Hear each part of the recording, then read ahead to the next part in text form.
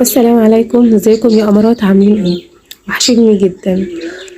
هنعمل النهارده صلصه الطماطم بتقعد معايا سنه بالظبط.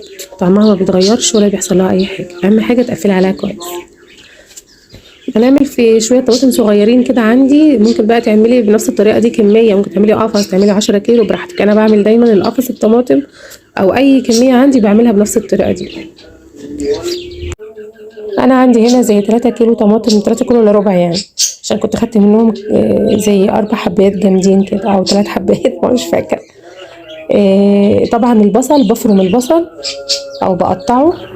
عملت عليهم 6 بصلات كبار، هنقول البصل غالي بس هو هيوفر ليكي في كذا طبخه يعني.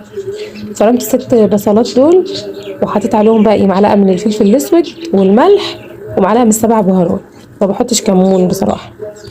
ومعلقه من البابريكا. بقلبهم كويس كده، تدعكوهم بايدك بالمعلقه زي ما انا عملت. وفي الحله انا بعملها زيت، ما بحطش السمنه. بطش الاول كده الطشه بتاعه الطماطم الاول، وبعد كده انزل بالبصله. ما بحبش احمرها خالص، بتديكي طعم حلو جدا وبتبقى كمان صحيه كمان. بسيبها لما تتسبك كويس جدا.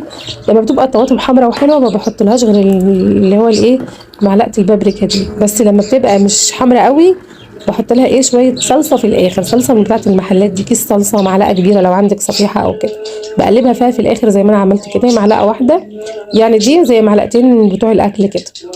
بقلبها وبسيبها لما تبرد، وبعملها في الاكياس. وبشيلها عندي في الفريزر بالسنه.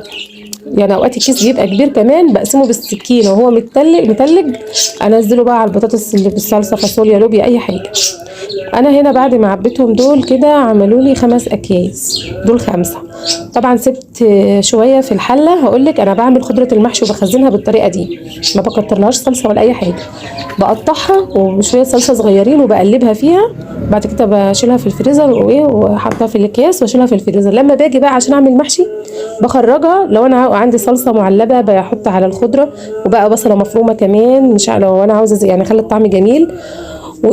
واحط عليها بقى التوابل بتاعتها بتاعت المحشي، توم لو انا عايزه احط توم او كده. بس الطريقه دي بتخلي الخضره بتاعت المحشي ما تغمقش منك خالص جوه الفريزر نهائي. وبكده احنا عملنا الصلصه اللي انا بقولك عليها، اللي هي لاي حاجه، لاي خضار عندك. ممكن كمان الصلصه اللي احنا عملناها دي تاخدي منها للخضره دي على المحشي عادي يعني خالص. لو عجبك الفيديو ما تنسيش تعملي لايك وتشتركي في القناه، وبحبكم جدا، والسلام عليكم ورحمه الله وبركاته.